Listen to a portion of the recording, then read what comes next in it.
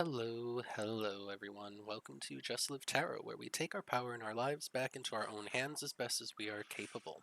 Today's collective reading is for the sign of Virgo, Sun, Moon, and Rising. Cross watchers are welcome.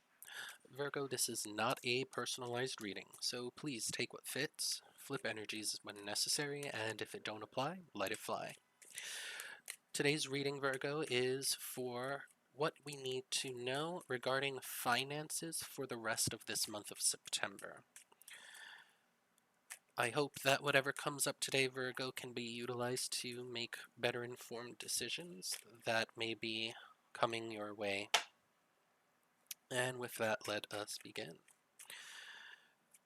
God, I ask that you give me the clarity and the wisdom to translate these messages as they are given to me as best as I am capable, so that they make sense for the collective who may be tuning in. Ooh. Chariot, we'll take it.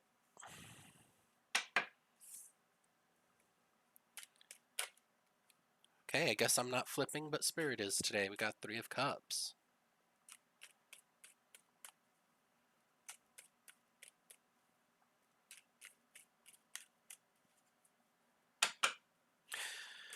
With the Chariot, we could be looking at the concepts of traveling or something that's done at a long distance for those who are virtually managing things or doing some form of entrepreneurial work where collaboration amongst friends are prevalent.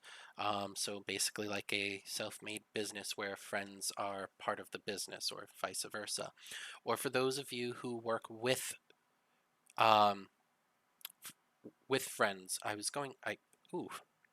For those of you whose colleagues are also your friends, basically, this shows a sense of moving forward, full steam ahead, and celebrating doing so. A lot of water energy for a finance based decision here. So trust your intuition.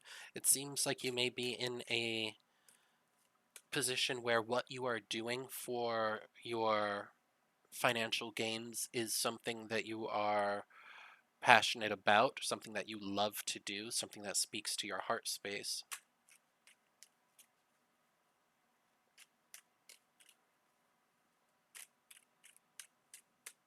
I don't know who this is applying to, but something regarding art and something regarding mentoring or educating both came to mind. Also, someone may be involved with some form of construction. Heard the word construction. I'm seeing scaffolds.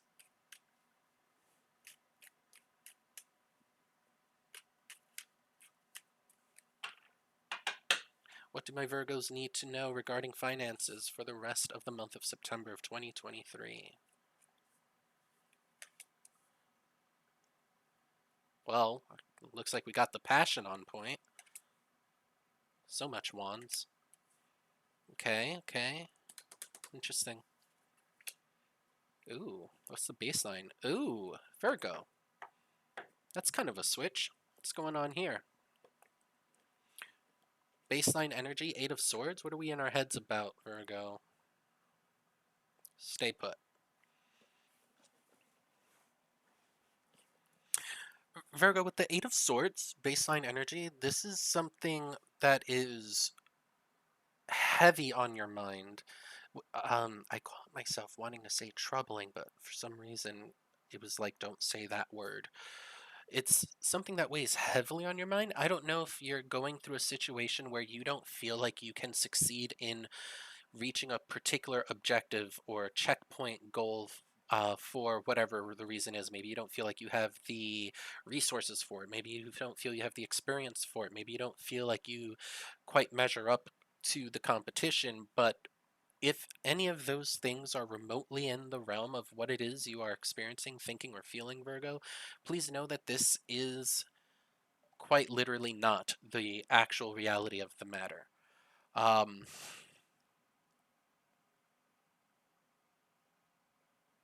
This is really heavy on your mind, Virgo. Moving forward, we have the Six of Wands here right out the gates, and this is a card of victory. But it's not just any victory. This is a card of acknowledging those whom have helped you along the way and letting them partake in your celebration with you. Very similar to the Three of Cups. The Three of Cups is focusing more on the quality time of the celebrating with your friends or your friend circles or your brotherhoods or sisterhoods, whereas this is focusing more on the victory itself. All right, so Six of Wands and Three of Cups have very similar feels to it in that regard. Now, this victory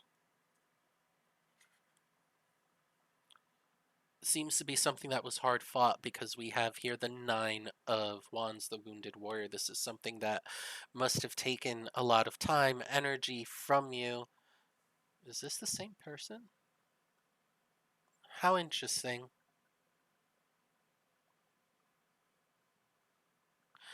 I'm sorry, I've never noticed that before.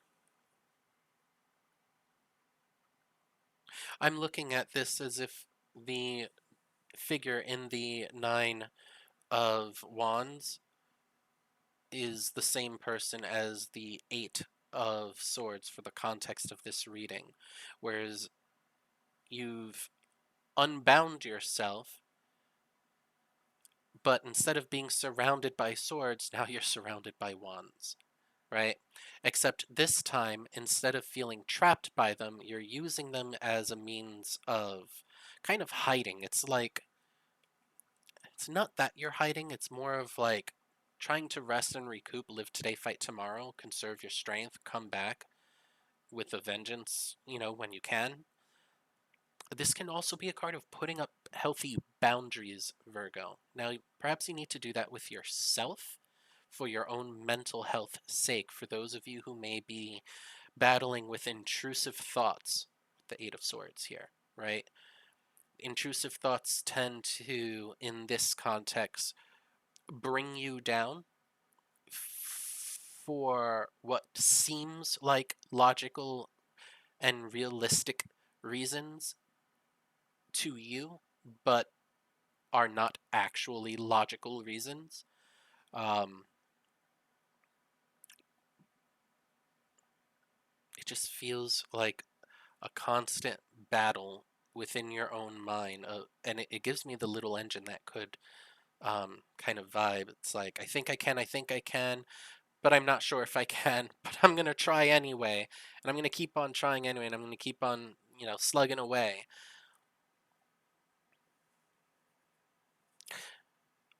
What I want you to be mindful of, Virgo, is that your financial decisions that are having to be made is it just seems like it requires foresight, but instead of worrying more about the foresight that the decision requires to make because of how things will affect the long term, you're more concerned with how others may perceive you for having to make the decision, right? So, with the Two of Wands, we're looking at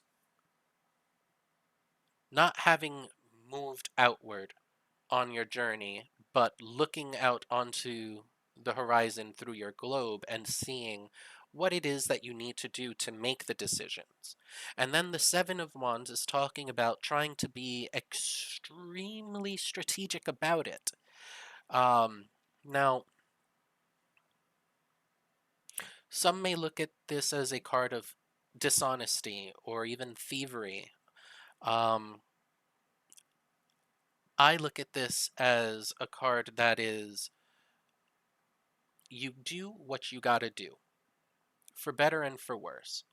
It can be morally gray in certain scopes that it's being looked at, but if you look at the bigger picture, we have a golden background here, right?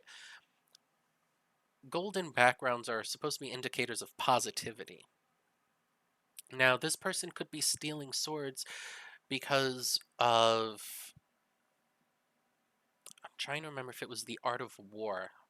that says this, where it's basically if if a person wishes to do war against you, then try to take away their desire to do war against you. And if they cannot, then take away their means to do war against you. Something among those lines. And that's what's happening here in the Seven of Swords.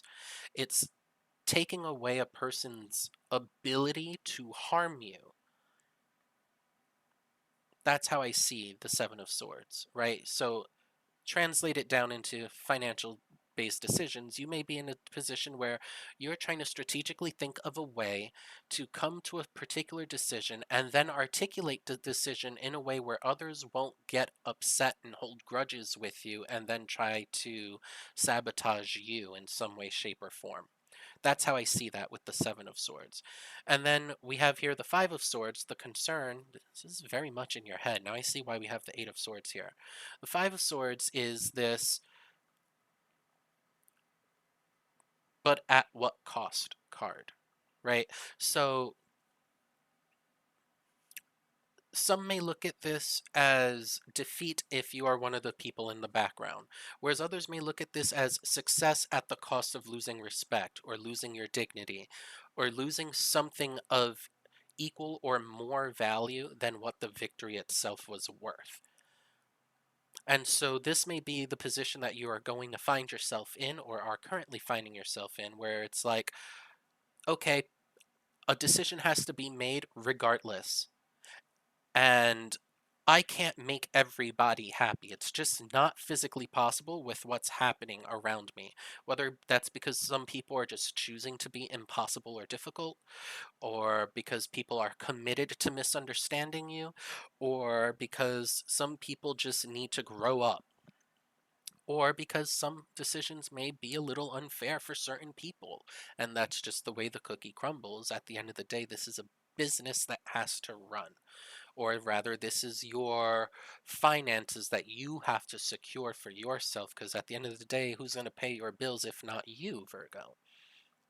And you, the sign that is most likely to be extraordinarily analytical to detail.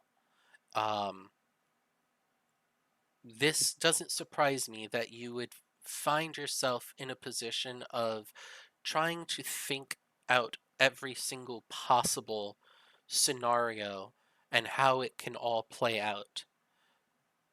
But is it worth doing all of this at the expense of your own sanity and your own anxiety and your own just mental health? I don't believe it is, Virgo. And I think that taking some time off to give yourself a mental break, and this may be where the Chariot and the Three of Cups earlier that came out are coming in, may serve you well, right? Give yourself an outlet to just unload. Or this could also mean that all of this worrying, that's not the same as saying all of this planning and all of this thinking. All of the worrying behind your planning and thinking and analyzations are not going to be worth it. But all of the thinking and analyzing is going to be worth it, because it looks like the result is being happy about it and celebrating it. So remember, Virgos, to allow yourself to play as hard as you work and give yourself the grace of having to do what's right for you unapologetically. Now, this doesn't mean go out of your way to screw someone over. If you have to make a decision where someone's going to get the axe, so to speak, then do that with grace and make sure you have your reasons on paper why this is the best choice. And if that's what it is, then that's what it is. Um,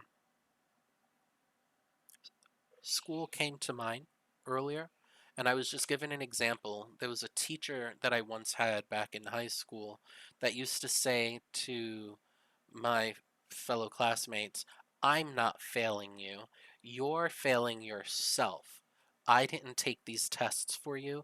I didn't refuse to submit the homework assignments that you didn't submit. I didn't do poorly on class projects. You did all of those things. So you are failing you, not me. And it's kind of like that. If that's the kind of position that you are in, where you have to make that kind of decision to cut certain people off, that is a decision that had to be made because of how they are performing, not because you have it out for them. And if that is what is causing your anxiety, then it comes down to what's going to happen if you don't do it. You're going to end up in a deeper situation than you would have been because you didn't cut your losses in the first place. That's not a you thing, that's a them thing, right? So you have to do, you know, what you have to do sometimes. And that's just life, unfortunately. Not to sound heartless. Now, it does give me a positive connotation in the end because the way it's presenting itself to me, Virgo, is that this is your result, the Six of Wands, and that this is how you got to that result, right? You got to this result by going through the fire, going through the thick of it. But the result, nevertheless, is still victory. And it's not a cheap victory, like this might feel. It's an actual victory where you can celebrate with others. So I hope that helps give you some ease in your decision making, Virgo. Um,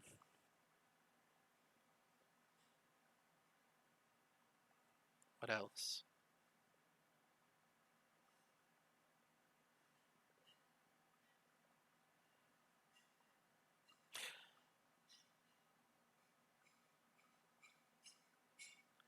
Virgo, if you have to make a decision where you have to cut off someone who's a friend to you from a line of work or from a business venture, and that's why you're in your head, then understand that you have the responsibility of drawing a line between your friendship and your work. Where does it start and where does it like, you know what I'm saying? Like, everything has its proper place. And if people whom you are concerned about cutting off are your friends, then they need to realize that that it's a two-way street. As your friend, they should not be putting you in the position where you have to make this kind of decision that affects them in this manner in the first place. But here you guys are. That's not going to resonate with all of you Virgos. I feel like someone needed to hear that. If you are a supervisor and you oversee someone who's either a friend from outside of work or a friend or someone who has become your friend and their practices and their performance has put themselves on position of the chopping block, they can't expect you to be like, "Ah, but we're friends. You can't just cut me." No, that's not how that works. Because if they were your friends, then at least out of respect for you, they should be re-upping on their performance. So if only out of respect for you to not put you in that position, if nothing else. Not to mention because they need to have thought about their own finances before putting themselves in that position in the first place. That's not on you, that's on them. Consequences for actions is a real world thing, and trying to take advantage of your relationship within the workplace is not only wrong, but it's not something that should be happening in the workplace anyway, and that risks you losing a lot of respect if you choose to keep someone on the sole basis that they're your friends when everyone knows that they should be getting cut. So bear that in mind as well, Virgo. I hope that helps. If the messages resonated with you today, please feel free to click and follow and subscribe. It helps the channel grow. If nothing resonated today, please stay tuned to future posts. Otherwise, thanks for stopping by. As always, be good, be happy, be safe. Take care, y'all.